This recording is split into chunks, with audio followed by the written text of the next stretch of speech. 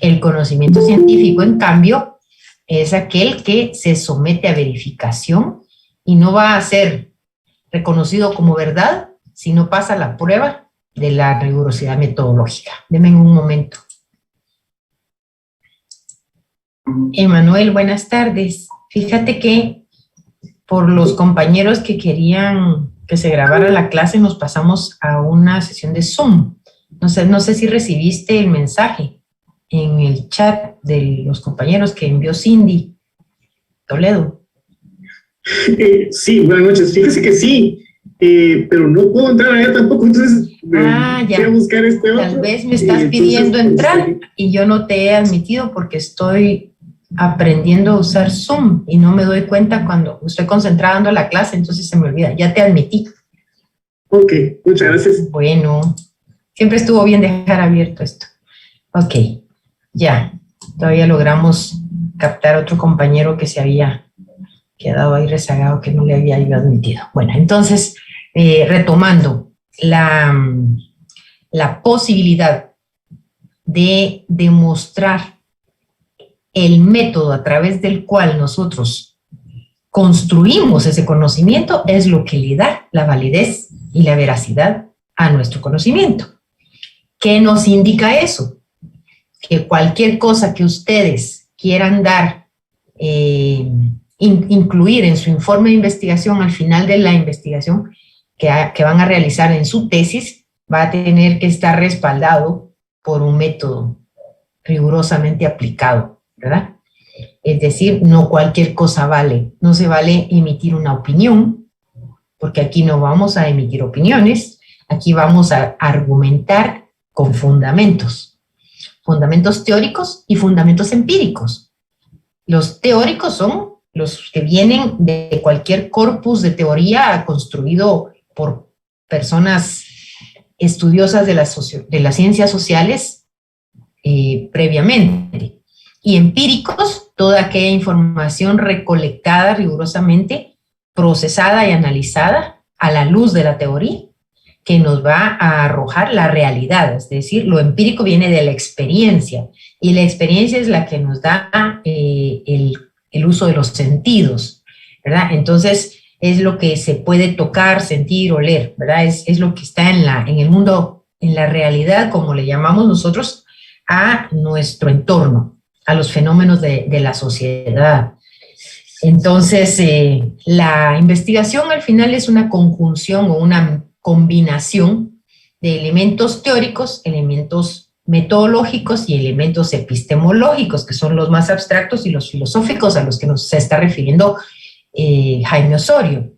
Y por otra parte, ya cuando nosotros construimos nuevo conocimiento, lo vamos a hacer a partir de un diálogo entre elementos teóricos, que son los de nuestro marco teórico, con elementos empíricos, que son los observables, ¿verdad? Los hechos, los fenómenos de la realidad que vamos a ir a observar a la sociedad, ¿verdad? Entonces, ese diálogo, teoría práctica, teoría realidad, ¿verdad? Teoría empiria, es la que nos va permitiendo discutir, ¿verdad?, con los autores, con los teóricos, e ir arribando a ciertas conclusiones que van a ser lo que nosotros recolectemos como los hallazgos, los nuevos elementos que nosotros estamos aportando al corpus de conocimiento de la ciencia política, en este caso, ¿verdad? O sea, no vamos a ir a recoger información y tal cual la recogimos, la vamos a presentar, porque entonces no hay trabajo de elaboración, ¿verdad? De hacer hablar el dato a la luz de la teoría, sino simplemente estamos repitiendo lo que alguien dijo, y eso no es ciencia, ¿verdad? Entonces, Bourdieu, un sociólogo famoso que escribió el libro El oficio del sociólogo, dice que nosotros tenemos el problema que nuestros objetos de estudio hablan, ¿verdad? Por lo tanto, se cae en el riesgo de repetir, como loritos, lo que dijeron nuestros informantes. Pero para nada estamos hablando de ciencia cuando hacemos eso, ¿verdad? Entonces, no se vale ir a hacer una investigación para recolectar datos a través de algunas técnicas estadísticas que después vamos a decir 20% de las personas dijeron que sí y 30% dijeron que no y el otro 50% se quedó callado. Sí, eso es el dato tal como, esa es la información tal cual está ahí. Nosotros tenemos que transformarla y convertirla en un dato, ¿verdad?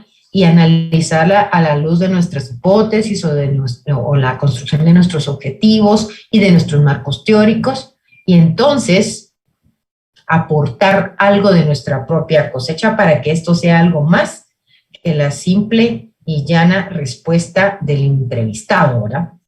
Es decir, se requiere la imaginación del investigador, su creatividad puesta en juego, alimentada por la teoría, ¿verdad? Y por la reflexión respecto de los hechos de la realidad. Ese es prácticamente el proceso de hacer una investigación. Voy a ver quién más está por aquí. Creo que todavía no, seguimos igual. ¿Hay alguien más acá pidiendo? No, ahora me dio pena dejar a alguien aquí sin ingresar. Bueno, entonces, ¿volvieron a pedir acceso o no? No, ya no. Bueno,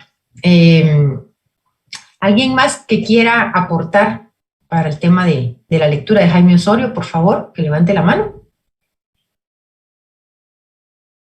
Si no, yo pregunto. A ver, Loch. Se pronuncia Luch.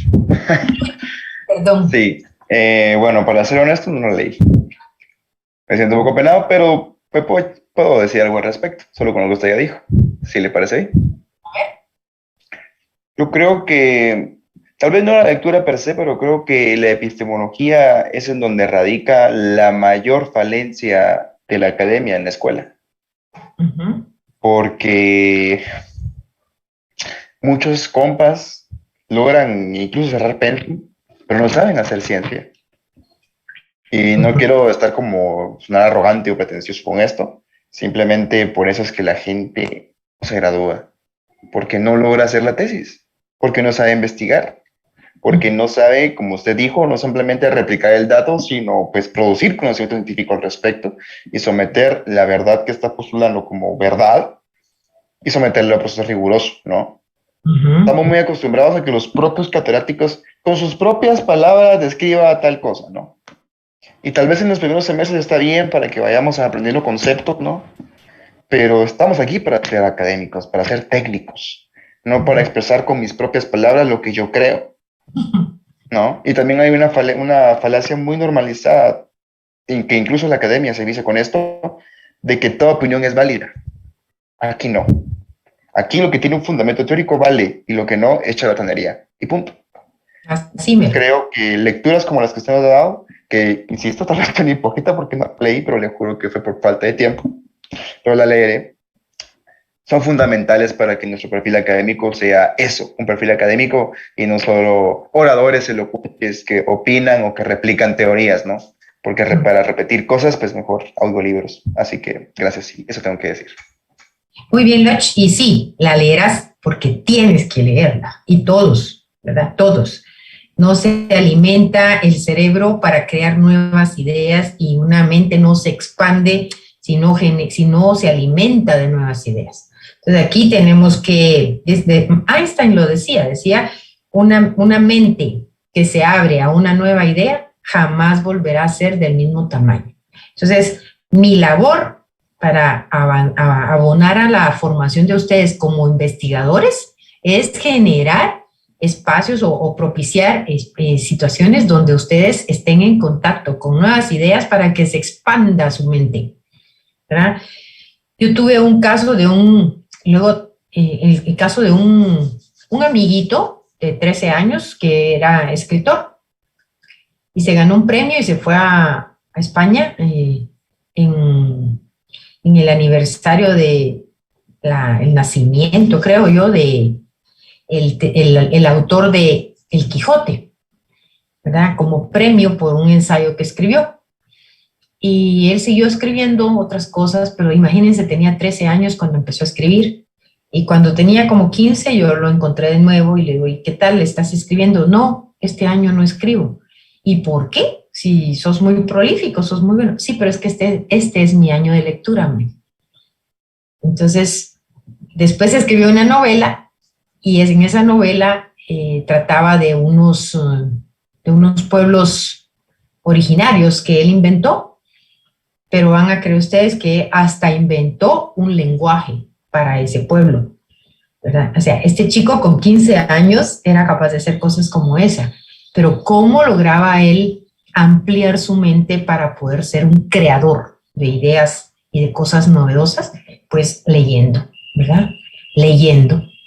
Entonces, si ustedes no leen, la mente, no sé de qué tamaño la tengan, pero de ese mismo tamaño se va a quedar.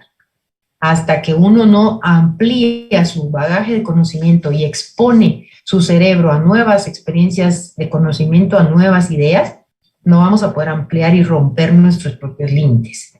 Y un investigador tiene que ser una persona con una mente radicular, ¿verdad? Una mente abierta que pueda pensar las cosas desde diferentes perspectivas y no solo como lo hacen todos, desde la misma perspectiva, porque si todos pensamos igual, ¿cómo vamos a encontrar nuevas respuestas a las viejas preguntas que no se han podido responder? O plantearnos nuevas preguntas y darles respuestas adecuadas. Entonces, es muy importante que leamos. Si no leemos, ya yo ahí sí no puedo hacer nada, porque no puedo expandirles la mente con un compresor o algo así, ¿verdad? Tiene que propiciarlo el propio estudiante. ¿Sí, Marvin? Al igual que ya mencionaba usted y los compañeros, me llamó mucho la atención, por ejemplo, cómo inicia el texto haciendo referencia al posmodernismo y haciendo también, mencionando a Bauman cuando habla y esto lo menciono yo, del modernismo líquido o la modernidad líquida, que estamos en estos procesos constantes de cambio y laxantes de todos los procesos, y el texto indica que el científico social debe ubicarse en ese contexto, en esa realidad. Sin embargo, a veces nos enfocamos mucho más bien por el análisis de la realidad, más que por el desmontar la realidad y comprenderlo desde principios, no sé si epistemológicos, empíricos, o a veces más que filosóficos, más metafísicos o menos científicos, sino más metafísicos, porque también forman parte de la realidad. Entonces, no confrontar o no enfrentarnos después a la realidad, como decía el texto, desde ese empirismo ingenuo, que lo único que procura es conocer superficialidades o analizar lo visible, lo empírico, lo tangible, y desconociendo obviamente todo lo que está en lo más esencial, por decirlo de alguna forma. Entonces, en ese sentido, el texto obviamente impulsa o motiva muchísimo a la investigación, pero sobre todo a un cambio de mentalidad de quien investiga, del actor investigativo, para que no solamente se sienta en la capacidad de poder conocer la realidad, sino el de poder conocer su estructura y quizás reconfigurarla. Uh-huh. Por supuesto. Bueno, reconfigurar la estructura de la realidad, dices tú. Sí, o sea, o proponer una reconfiguración. Al final, muchos cambios sociales se realizan a partir de propuestas teóricas. Por supuesto, exactamente. Bueno, aquí va a depender mucho también de nuestra posición epistemológica nuevamente, ¿verdad? Que es una posición filosófica, pero también política, ¿verdad? Porque es una filosofía política al final. Por ejemplo, Marx planteaba una realidad, voy a rebobinar. El texto nos enfrenta a cómo estos autores, Marx, Weber, Popper, o Durkheim, no me recuerdo quién es, el tercero, ven la realidad, ¿verdad? Cómo construyen una propuesta para el análisis de la totalidad. Ellos hablan de la totalidad, la realidad como totalidad. Pero cada uno de ellos tiene detrás una concepción de la realidad. Es decir, no todos pensamos o vemos la realidad desde la misma perspectiva o de la misma forma. Por eso, por ejemplo, Marx veía la realidad como algo que era una construcción social, algo que era producto de las relaciones sociales de producción y de la forma en que se vinculaban los medios de producción con las relaciones, con las fuerzas productivas. Y esto implicaba que a raíz de ese establecimiento de relaciones económicas productivas se iba generando una configuración de la superestructura, digamos, la estructura como base económica y la superestructura como el conjunto de instituciones que se generan resultantes de ese modo de producción que se establece y que configuran de cierta manera esa realidad, o sea, nos hace una conciencia del mundo de una forma particular, ¿verdad? Y por supuesto están estas instituciones diseñadas para que reforcen, fortalezcan y mantengan el sistema económico. Hay una relación dialéctica permanente entre la estructura y la superestructura, ¿verdad? La estructura como lo material y la superestructura como lo intangible, el conjunto de ideas, valores, prácticas, creencias religiosas, políticas, ideológicas, etcétera, culturales, que van a refrendar y a sostener el sistema económico, como pasa con el capitalismo hoy, ¿verdad? Entonces, pero dentro de la concepción de Marx, que ve la realidad como una construcción social, está diciendo, si la construimos, la podemos deconstruir. Si la hemos creado de esa forma, somos capaces de transformarla. ¿Y cuál es el medio para transformar la sociedad? Pues la ciencia, ¿verdad? Entonces, para él, el conocimiento, la ciencia, no era más que una herramienta para transformar el mundo. En ese caso, como tú lo estás planteando, ¿verdad? Para otros, por ejemplo, como Weber, la realidad es, digamos, es esa capacidad que tienen los individuos de generar acciones colectivas o individuales que tienen un sentido y una orientación específica. Entonces, dependiendo del sentido que le atribuyan las personas a sus acciones, así va cobrando forma el mundo. Entonces, hay acciones orientadas por valores. Digamos, yo voy a dar mis clases puntualmente, voy a empezar a tiempo y voy a terminar a tiempo, las voy a dar preparándome correctamente para darlas con profundidad, con sentido, para que ustedes realmente aprendan, porque yo puedo actuar de así por dos razones. Puede ser que lo haga orientada por mis valores, porque soy una persona ética y comprometida y que si doy mi palabra o me comprometo a hacer algo, lo hago, o porque tengo o es por valores en este caso, ¿no? O es por fines. Digamos, yo puedo cumplir para que me paguen, ¿verdad? Porque mi objetivo está en que me paguen mi salario y no me vayan a despedir y que me recontraten cada mes. Entonces, si yo tengo un objetivo que es permanecer en la docencia e impedir que me vayan a despedir, porque a mí me conviene económicamente estar en esta plana de docentes, entonces yo voy a hacer mi tarea, pero no orientada por valores, sino por fines, ¿verdad? Y ese fin es mantener un estatus económico o un ingreso económico constante y una posición en la plana de docentes, ¿verdad? Entonces, ingreso y estatus, eso me mueve, esos son mis fines. Ahora, el otro está orientado, el otro tipo es la misma acción, pero quien lo está realizando no la está realizando orientada por valores, orientada a fines, sino por valores. Entonces, vemos cómo hay, digamos, dos maneras distintas de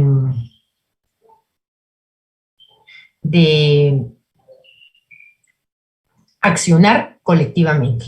¿Me expliqué? Entonces, sí, solo que le quedan 2 minutos de reunión. Creo que la reunión está programada solo para media hora. Yo la programé para hora y media, pero los 40 minutos como que incluso descargué un complemento en el Gmail para poder tener unas reuniones de más largo tiempo, porque así lo decía ahí. Pero hace unos minutitos me apareció y decía reprogramar, upgrade, actualizar, algo así, y lo hice, pero de todas maneras parece que el tiempo está corriendo y se va a cortar. Ligda, es probable que si descargó una extensión de Meet, o sea, en Gmail, haya sido para Meet y no para Zoom. Es probable. No, bueno, yo seguí un video que hablaba de Zoom, no de Meet. Ah, bueno, entonces tal vez si usted le dio postergar la actualización, no actualizó el Zoom y por eso sigue configurado para máximo 40 minutos. Solo especulo, ¿no? No estoy seguro de que haya sido así. ¿Cómo actualizo el Zoom? Porque no. ¿Cómo actualizo el Zoom? Es que no lo conozco, estoy aprendiendo a usarlo ahorita.